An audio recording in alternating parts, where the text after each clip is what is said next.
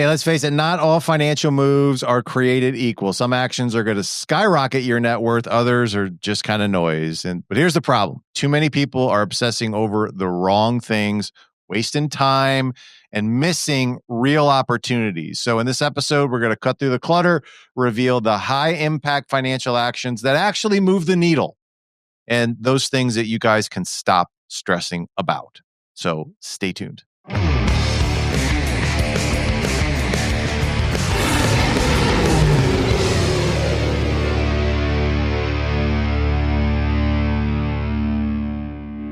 Practice owners, tired of working hard but not seeing the financial results you deserve? I'm Eric Miller, and my best-selling book, How to Become a Financial Beast, is your game changer. Learn how to maximize profits, pay yourself right, and build wealth outside your practice. Download now for free.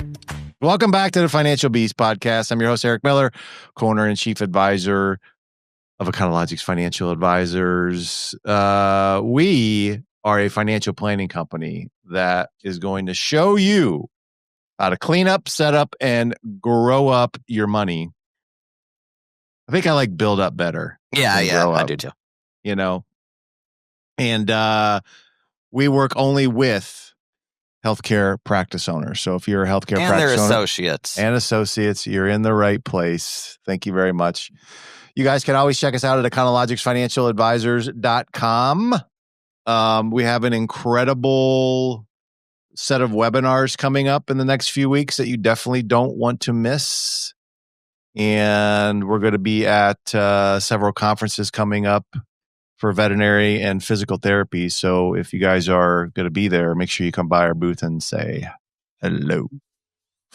So here we go. All right. So the topic for today are areas of personal finance where people, I think, or we think, waste time. Is that a good way to put it? Waste time. Waste time and or put too much importance. Give too much attention. Too much attention to it, right? They give too much attention to it. So obviously, we say that because there are important financial activities that one needs to make sure that they are doing. Okay. And I guess, should we start with what those are first and then go into what the nonsense ones are where people have their attention? Yeah, let's do that. Maybe we do that. Okay. So like there is a separation of importance versus unimportant. Okay. And when I say unimportant, it doesn't mean that I'm just like saying it doesn't matter or it's not going to be beneficial. But in the grand scheme of things, look, if you're trying to lose like 40 pounds, okay, there are some things that you need to do more so than some other things, right? Yeah. In order to do that. Okay. Depending on how quickly that you want to do it. And I guess you could say that for any like area of life that you want to improve upon. There are like some key things that you need to know how to do. Okay. Yes. Really, really well. And we were talking about this yesterday. It's like, if you want to get into a abnormal financial condition, being one that most people don't ever get to realize, which quite frankly, is one where, you got like north of $5 to $10 million in assets. Your income's bad debt. You're free of bad debt. You got all your income's going to cover your burn rate by 2 to 3 times, which is pretty awesome, and you're protected from all different kinds of attacks and losses. That's an abnormal condition because most people aren't in that condition right there. No. Okay. And what are the actions that are going to lead you to get there? Okay, I'll ask you this question, Gersch. Well, I think, number one is you have to have a viable practice if you're an owner or. Boom. Yeah. When you say viable, yeah. I mean, you're bringing in more money than what's going out consistently month after month. And not only that, you're making more money than what you spend. and you're saving that surplus. Yeah. But I would even go so far as to like put a number towards what I would consider a viable practice. I mean, look, we have owners that are doing under $1 million that are still profitable, man. But honestly, you got to be in that $1.5 to $5 million revenue range that I would consider viable. I was going to say, in my experience, usually right around the 2 million mark is where you see people who are hitting those, 500,000, 600, 700 household incomes, Yep. Absolutely. So that's like number one. You got to have a business that's viable. And if that's not viable, like it's going to be hard to get into, a good condition because of that. Yep. So that'd be focus number one, right? I think focus number two, if we talked about obviously having a plan of how you're going to allocate money when it comes in. Okay. And part of that plan would obviously include that you're taking a big chunk of your business profits and setting it aside and at a level that is really going to move the needle. Yep. Okay. It's like in marketing, like you're going to do actions that are actually going to move the needle. Like, why would I do something that's not going to really move the needle very much, which we're going to get into. Okay. But like that would move the needle. Like if I'm putting $100,000 away from my practice, $200,000 away from my practice, that's going to freaking move the needle. Yeah. Okay. And that would be a primary action that you would want to get in. Okay. What would be another one? Paying off your debt. Yeah. I mean, like accelerating having the debt paid off to where I'm going to have it paid off in 5 to 7 years or 10 years or whatever it is. But that would be before I exit. Yeah. Before you exit, you'd want to have most of your unproductive debt paid off. Okay. That should be a primary target. Like that's it. Yep. Okay. And, along the way, we're going to do, the other things, which, are the estate plan and these other things, which, by the way, you guys want to make sure you connect with us because we have a really, really cool new tool right now where you can get your estate plan in for probably a third of the cost of what an attorney is going to charge you locally. Oh, I think it's less than a third. Probably. So make sure you guys connect with us on that or your advisors so that we can give you guys the details on that. But that would be, there's other obviously ancillary things that you need to do. But, by and large, those are going to be the big things that you're going to need to do. Make sure you have a viable business. Make sure you have a good system of how you control the money when it comes in. Make sure you have a wealth building plan that is set up where money is going into different types of investments at a level that's going to allow you to have passive income that matches or exceeds your burn rate at some point in time before you sell. Yep. That's it. Those are the things that are important along the way. Okay. So let's get into the stupid stuff then. So when I was advising, I would routinely get people that would be fixated on the yields that they're getting on their short-term checking and money market accounts. Yep. To the point where it just spending inordinate amount of time trying to find, where, I can get the best yields on this. Okay. Short term right now, I think it's still treasuries are going to give you probably the maximum short term yield. Well, yeah. I mean, banks base their interest rates off treasuries. Exactly. So why not just buy the treasuries? Yep. For crying out loud.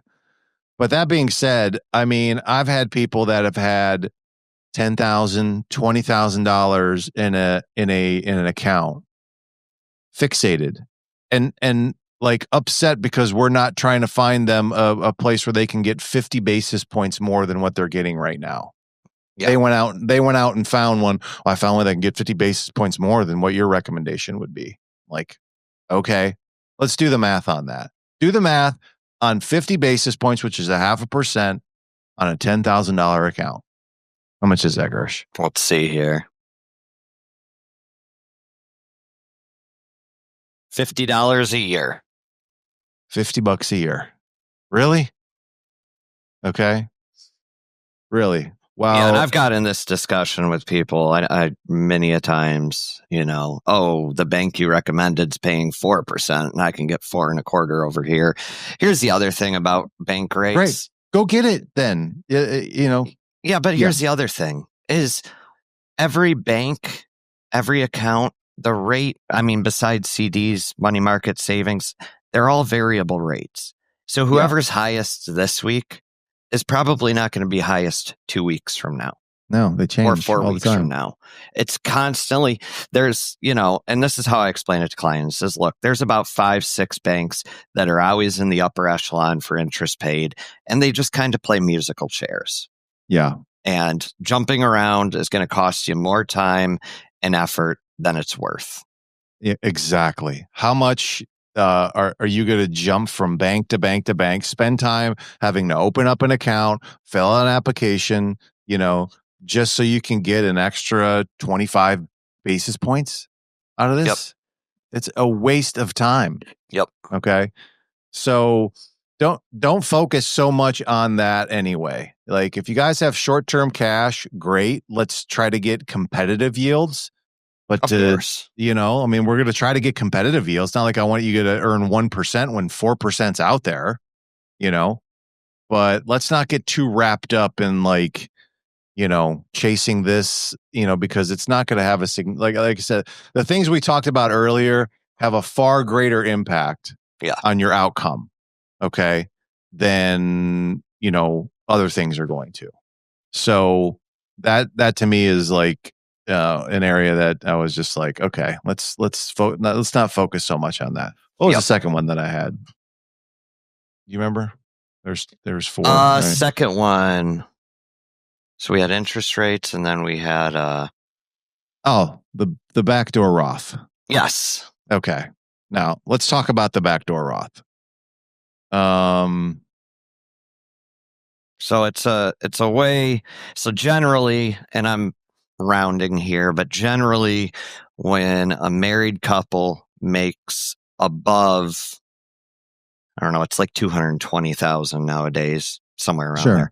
When they make above that, they're considered phased out, which means they can't put money into a Roth. Yeah. Now, these same people oftentimes are also, they can put money in a traditional IRA, pre-tax, but they're phased out of the deduction as well, which means you put the money in, but you're still paying tax on it when it goes in. So it's kind of defeats the purpose of making an IRA contribution. So there's a method, or whatever you want to call it, where you put money into the traditional IRA. You don't get any tax deduction, but then you convert it and it becomes Roth. Great. How much can you put in? 7 to 8 a year, depending on your age. Great. 7 to 8,000. 7,000 to 8,000 a year. Yep. And if you're 45 and you got, 10 or 15 years where, and you haven't saved anything. Okay. 7,000. 120,000. Is that going to get you to a retirement goal? Not alone. Not alone. Okay. I'm not going to say it's going to hurt you, but no, not alone. It's not going to hurt you at all. And, I'm all for tax advantaged income for sure. But let's reduce this significance when someone says they showed me how to do a backdoor Roth IRA. Like they showed you now how you're going to achieve financial freedom in 5 years. That's not going to happen. Okay. It's not going to happen. So, yeah. And the other thing too, I'm not going to go on a long rant about this, but this isn't something you should just go and do, because there is a myriad of potential tax nightmares is probably a understatement if you have free tax money in an IRA or a simple IRA. It's a mess. It's called the pro rata rule. I'm not even going to try to explain it because it makes my head spin. But long story short, a backdoor Roth, don't go do it on your own. You got to, not we're not saying don't do it, but at least if it's something that's important to you or something we recommend, you got to talk to your advisor first. This is not a do-it-yourself thing. Yeah. Yeah. I think for the most part, whenever we make recommendations, we're trying to get people to accumulate more. They're going to, if they're going to contribute to their qualified plan, whatever it is, whether it's a simple or a 401k, most of them now have Roth options in them where you can contribute a lot more than you would be doing the backdoor Roth method. Yeah, and you can Roth do it. Roth 401ks don't have any income limits, so there's no phase out. There's no extra steps. Yeah, exactly. So we love the tax-free income. We love the Roth IRAs. A backdoor Roth would simply, like, if you're 25, but how many 25-year-olds are making that kind of money where they wouldn't qualify for, to be able to put money most into a Roth IRA? 25-year-olds they can just do a regular Roth IRA. Exactly. So, I think the point is what's more important is setting up a strategic wealth building plan. Okay.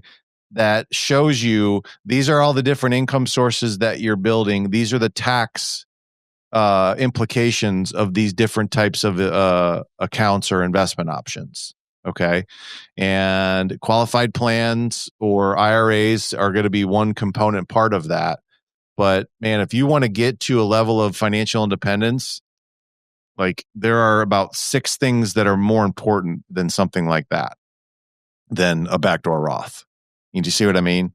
Yep. Like there's things that are much more important for you to focus on than that would be. Okay. What was the other one? I know that there was like 2 more. Maybe there was 3 more or 1 more.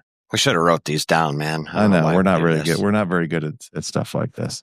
So backdoor Roth. Budget. I talked about budgeting apps too. Yes, I think that, I've seen people with budgeting apps that, people use them for about like a month and then they, and then they don't. Okay. Like, like, it's great. I mean, do I need you guys to budget? Here's our philosophy.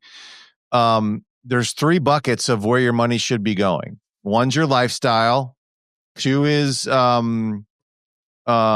future investment income, meaning that you're putting money towards investments that are going to create you future income.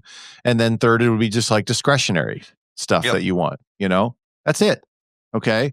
So, and the rules are you can't spend more than what you make. If you and money should be going in all 3 of those things. That's the extent of your budget right there. Okay. Yeah, I'm not a huge fan of listing out each dollar and where it's I don't budget, but I save before I spend, so I don't have to budget. Exactly. I don't budget my savings in. I make my savings first, and then everything works around it. You put that money in, you have a system where the money, how much of the money when it comes in is going towards future investments and the other buckets. Correct. Okay.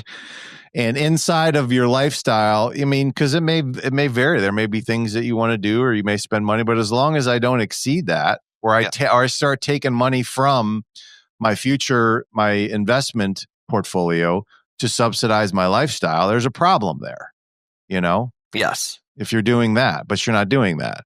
Okay. So because you have a plan that's set up like this. Yep. So I would less worry about budgeting. I would more worry about how much money you need to make in order to satisfy all 3 of those categories right there. That's where a budget would start. See, budgeting is done backwards. It's say, well, I only make this much, and then this is where I can allot the money to be able to spend. All right. Well, you can do that, but how about come up with a plan that says, well, I'm making $100,000 a year. For me to be able to do everything I want to, I need to be making $120,000 a year. And from there, I can now say, okay, how do I increase my income and make sure that the money goes into these proper places? Yep. So that it doesn't get lost. Okay. So, instead of doing budgeting, do income planning. So that it is, you're focusing more on, I think, something that's going to be more important in the long term That's a recommendation that I would have. I felt like there was one more. I can't believe you can't come up with anything. Oh, I know we were talking about like people worrying about like the investment performance of a $5,000 account. Yeah, that was the fourth one. Yeah. Okay. So here's another thing that we kind of run into sometimes. Like, well, I'll say this: people get fixated on inflation, right?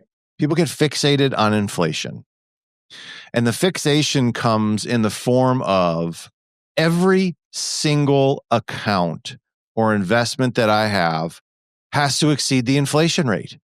Has to, right?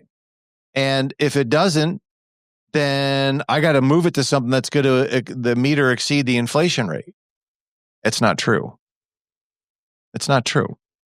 Okay.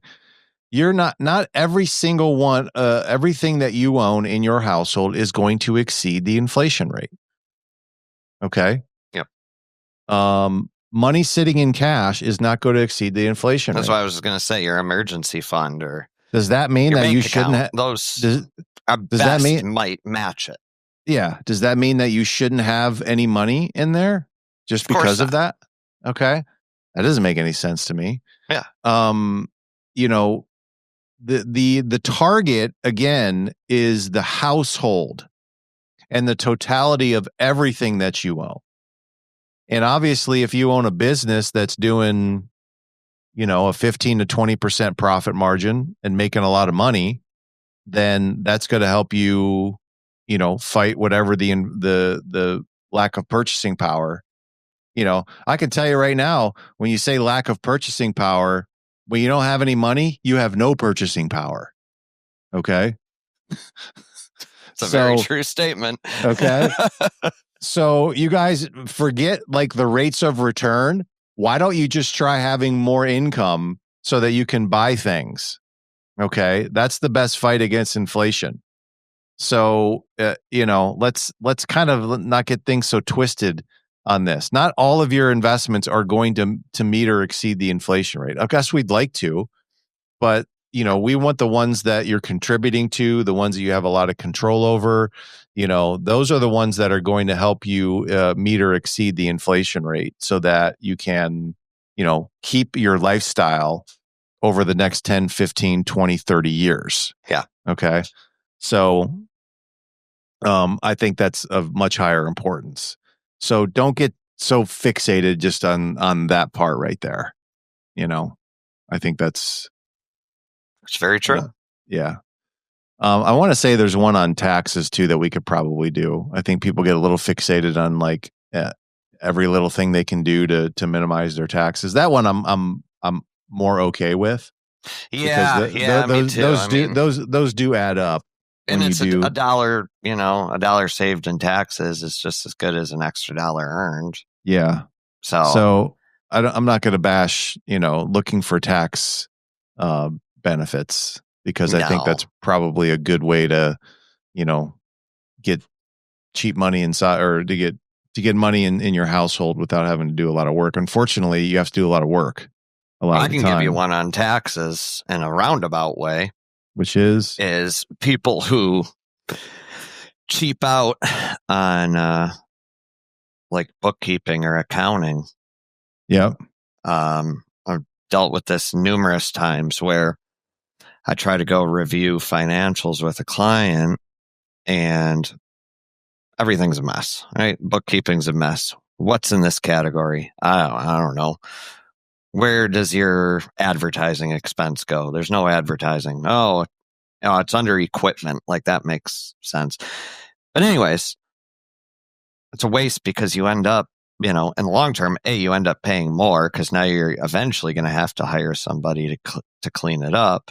Yep. And B, if you don't have accurate books and records, you can't analyze stuff. Nope. So, don't fixate on how can I keep accounting and bookkeeping as cheap as possible. I'm not saying spend as much as possible, but don't fixate on making it as cheap as possible, because you also do, to some degree, get what you pay for. Yeah, for sure. I can say that, I think good bookkeepers not only bring the control of the money in play, but they also teach you, at least, I think some of them, just like what your viewpoint should be as as the chief financial officer. Yeah. Like it helps you do income planning because you do know where your expenses are, and you should see the percentages in each of these different areas of where you should be compared to where you are. Yep. And only good records are going to allow you to evaluate that so that you can actually have a good outcome.